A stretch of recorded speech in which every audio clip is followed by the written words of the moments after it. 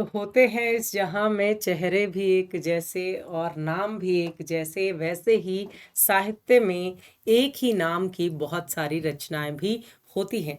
लेकिन उन रचनाओं में फर्क क्या होता है? नाम एक होता है, कई बार विधा अलग होती है और उसके रचनाकार अलग होते हैं। तो इसी संदर्भ में हम आपसे दो पार्ट पहले भी इसके आ चुके हैं, आपके एक ही नाम के अनेक रचनाओं के, जिसमें शॉर्ट वीडियोस के माध्यम से मैं आप सभी के समक्ष इम्पॉर्टेंट वो रचनाएं जो लगभग एक ही नाम की हैं, ठीक है, कई बार विधा भी एक है लेकिन रचनाकार अलग होते हैं, उनसे संदर्भ से संबंधित रचनाएं हम कर रहे हैं। तो आज हम कुछ विशेष नाम जो है वो इस पर फोकस करेंगे। जैसे कठपुतली नाम से कौन सी रचना आपको देखने को मिलेगी? तो कठपुतली नाम से आपको दो उपन्यास देखने को मिलते हैं, सेम नाम, ठीक है, कठपुतली नाम। अब यहाँ पर आपको एक उपन्यास तो है विशंबर नाथ कौशिक जी का और दूसरा है देवेंद्र सत्यार्थी का। अब आपको ध्यान रखना है कि भाई अगर पूछ लिया जाए कि कठपुतली उपन्यास किसका है, तो दोनों नाम आने पर तो वो क्वेश्चन वैसे ही ड्रॉप हो जाएगा। तो इनमें से अगर कोई सा भी नाम आपको मिलता है तो उसका आपको ये कर देना, दोनों एक साथ ऑप्शन में नहीं पूछे जाएंगे, ठीक है। तो या पूछ सकते हैं कि निम्नलिखित में से किस किसने कठपुतली नाम का उपन्यास लिखा है, इस तरह से भी प्रश्न आपका पूछा जा सकता है।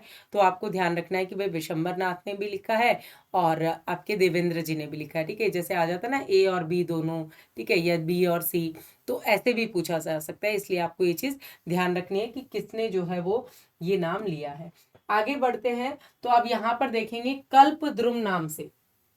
रीतिकाल में आपको बहुत ज्यादा कल्पद्रुम देखने को मिलेगा। तो यहाँ पर देखिए कल्प नाम से या कल्पद्रुम के नाम से बहुत सारी रचनाएं आती हैं। जैसे कल्प निरुक्त आ गया, कवि कुल कंठाभरण आ गया, कवि कुल कल्प तरु आ गया, कवि कल्प द्रुम आ गया, कवि कल्प द्रुम सेम आ गया और ये भी कल्प द्रुम, ठीक है।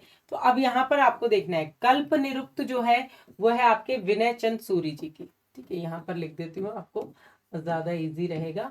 विनय चंद सूरी जी की है कल्प निरुक्त, ठीक है। कवि कुल कंठाभरण कवि दुल्लह की है, ठीक है, दुल्लह जो हुए हैं उनकी रचना है कवि कुल कंठाभरण। और कवि कुल कल्पतरु आपके चिंतामणि, जिनको रीतिकाल का पहला कवि स्वीकार किया है रामचंद्र शुक्ल जी ने। कवि कल्पद्रुम जो है ये आपके श्रीपति की रचना है, जो आपके रीतिकालीन कवि के संदर्भ में आते हैं। कवि कल्पद्रुम एक और लिखी है, वो है आपके रामदास की।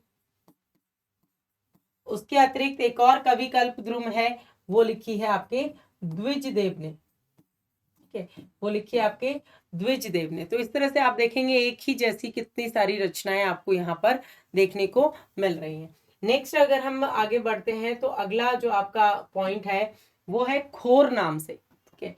पर्टिकुलर नाम यहाँ पर लिया है कि भाई इस नाम से आपको कैसी मिलती जुलती रचनाएं आपको दिखाई देंगी। तो जैसे आदमी खोर, आदमी खोर नाम से कहानी भी है, आदमखोर नाम से कहानी है, आदमखोर नाम से उपन्यास भी है और अग्निखोर नाम से कहानी है, ठीक है।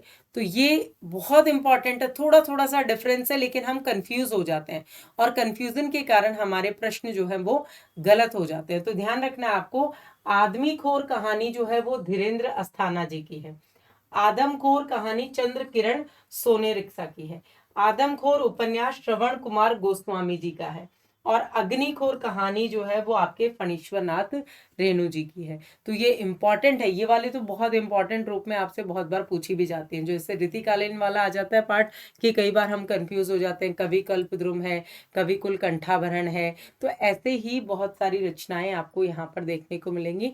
नेक्स्ट पार्ट में और इम्पॉर्टेंट और जो ज़्यादा मेलजोल वाली है उनको हम लेकर के उपस्थित होंगे। तो ये आपकी इम्पॉर्टेंट रचना है। इसी तरह की और इम्पॉर्टेंट सेशंस के लिए हमारी लाइव क्लासेस से जुड़ना मत भूलिएगा, जिसका टाइमिंग है यूट्यूब पर डेली आपकी जो क्लासेस है मंडे टू फ्राइडे 7:30 बजे होती है। वीकेंड पे आपका अभी मैराथन सेशंस चल रहे हैं। मास्टर क्लास आपके लिए बिल्कुल फ्री है, जो कि आपकी टेक्स्ट बुक ऐप पे होती है। ऐप को डाउनलोड करेंगे और मास्टर क्लास को आप फ्री ज्वाइन कर सकते हैं। पीडीएफ के लिए आप हमारे टेलीग्राम के ग्रुप को ज्वाइन कर लीजिए, कविता मैम टेक्स्ट बुक के नाम से आपको डिस्क्रिप्शन बॉक्स में उसका लिंक मिल जाएगा। बहुत बहुत धन्यवाद।